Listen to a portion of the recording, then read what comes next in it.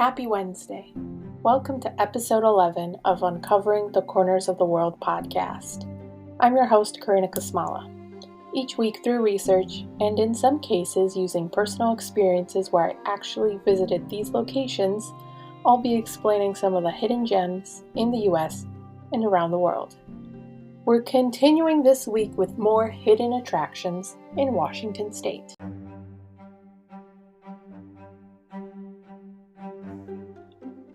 When you think of a gas station, what comes to mind might be a square building selling sweet and sour snacks and hot dogs, while outside the building there are the standard gas station pumps. In Zillah, Washington at 117 First Street Avenue is a Teapot gas station. The red handle is attached to the white-colored circular frame of the building that's made out of wood shingles, with a circular red roof on top. The spout of the teapot is red and made out of concrete, while standing a few feet from the 14-foot in diameter gas station are two pumps painted the same red and white color. Built in 1922 by Jack Ainsworth, the Teapot gas station is meant to represent a rather scandalous forgotten part of history, specifically the Teapot Dome in Wyoming. The Teapot scandal was also called the Oil Reserve Scandal or Elk Hills Scandal that happened between 1921 and 1922, when President Warren G. Harding was responsible for transferring the control over the naval oil reserve lands that were located in the Wyoming's Teapot Dome. He was supposed to transfer from the Navy to the Department of Interior. However, the Secretary of the Department of Interior, Albert Bacon Fall, accepted a bribe of $20,000, as mentioned by the Oregonian Roadside Attraction Meets Political Scandal at Teapot Dome in Central Washington article. And he gave exclusive rights or secret leasing to Harry F. Sinclair of the Mammoth Oil Company, a private oil company.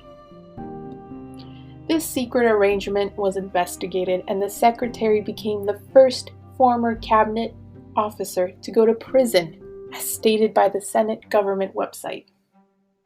Today, the Teapot Dome gas station is listed on the National Register of Historic Places. The gas station stopped serving gas in 2004 after 82 years of service. The Friends of the Teapot Association help make sure the teapot is still intact today. Roughly 4 hours and 30 minutes away is our next attraction. Trees covered in thick moss surround you inside the Hoh Rainforest. Two Birdsley and Crescenci trout, two types of fish with long bodies and have a gray-greenish skin color, swim underneath your boat in Lake Crescent.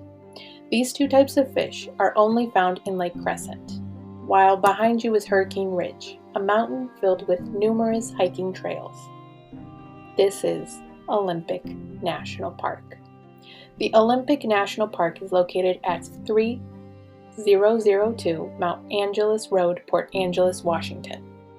Olympic National Park was officially established as a national monument in 1938 by President Franklin Roosevelt, and later in 1981 was named a World Heritage Site, as mentioned by the official Olympic National Park website. The first people to live and continue to live on the Olympic Peninsula were the Makah, Quileute, Hoh, Quinault, Skokomish, Port Gamble, Sklam, Jamestown, Sklam, and Lower Elkwas Sklam tribes. There was evidence uncovered of early inhabitants of the Olympic Peninsula, and they were hunters who used antler and bones and shaped them into spears to hunt elk and deer. It's also a park that's known to have 3 parks in one, since there are 3 different terrains: beaches, forests, and mountains. And with that, there are many different activities that you can do, like boating along rivers or lakes like the Elkwa River, Hoh River, Queets River, Quinault River, Soul Duck River, Lake Crescent, Lake Ozette, and Lake Quinault. With that, you can also fish for wild salmon, trout, and char. You can also hike through the forests of trees that are over 300 feet tall.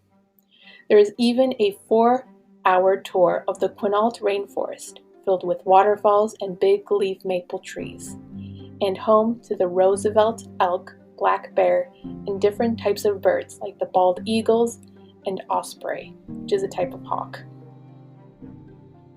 On the Claylock and Ruby Beach, you can spot marine life like starfish and other sea creatures living on the rocks in the tide pools. You can camp at any of the 16 campgrounds in the park or endure on a backpacking adventure style of camping, like camping along the wilderness coast. For all those who are fans of Starbucks coffee, this attraction might interest you. At 1912 Pike Place, Seattle, Washington, is the oldest and the first Starbucks to exist. Starbucks was opened on March 30th, 1971 by 3 men, founders Jerry Baldwin, Zev Siegel, and Gordon Booker. This Starbucks might not look like the one you drive by today, since the logo has a more detailed and different colored mermaid than the one we see today. While inside the Starbucks, there wasn't anywhere for you to sit.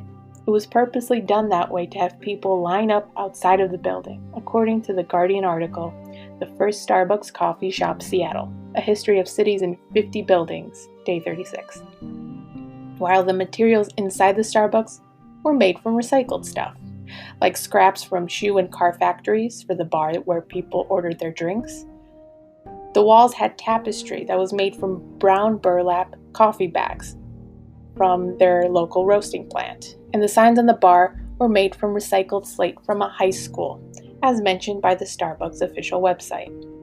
Seattle is known for its coffee, but there are other popular shops besides Starbucks, like Cafe Allegro, which opened in 1975. It's also known for having the oldest espresso bar in Seattle. There's also More Coffee Shop, Seattle Coffee Works, Cafe d'Arte, which opened in 1985, Anchorhead Coffee, and Bartell's Coffee Bars.